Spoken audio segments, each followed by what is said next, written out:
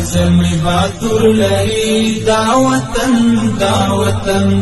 عجیب غرور لري دا وطن د څلورلارو د ښکلاو د ارزښتونو د ساتلو په موخه د کمپنۍ په چوک د پغمان او چاردهي څلورلارې کې بیت المقدس ته ورته اسلامي بڼه د کابل ښاروال مولوي عبدالرشید د اسلامي امارت د مشرانو د کابل ښاروالۍ د مرستیالانو او یو ډیر شمېر ښاریانو په ګډون ګټې اخیستنې ته وسپارل شوه. په یادو مراسمو کې کابل ښاروال د کلتوري چارو د مسؤلانو د هڅونې سربیره د یادې بڼې په اړه وویل چې کابل ښاروالي د تاریخي، فرهنګي او دیني ارزښتونو د ساتلو په موخه د کابل ښار په کچه یو شمېر بڼې او پروګرامونه تر لاس لاندې نیولي دي چې په بیلابیلو پړاوونو کې به پلي شي.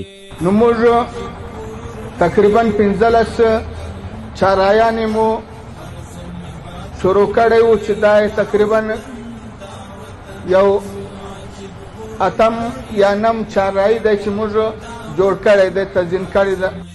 نوموړي وویل چې موخه له دې بڼو دا ده څو کابل ښار خپل اصلي افغاني او اسلامي بڼه ترلاسه کړي او د ښار په ښکلا کې غوره بدلون راشي. یاده بڼه د اسلامي او تاریخي ارزښتونو د ساتلو او د فرهنګي میراثونو د بډاینې په موخه په 18 متره اوږدوالي او پراخوالي او 9 متره لوړوالي طرحه او ډیزاین شوې ده او په یو وقت د 109 لمونځ کوونکو وړتیا لري.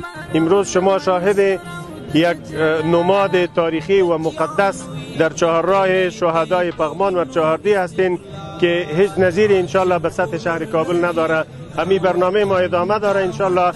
کدام نواحی که از زیبایی شهر بیرون مانده، چهارراه‌های بزرگ شهر کابل انشالله که شما در نزدیکا شاهد زیبایی، تنوع و آبادی از مناطق شاهد باشین. د کابل ښار د تیرو میاشتو له حالت سره پرتله کو کاملا بدلون راغلی ده.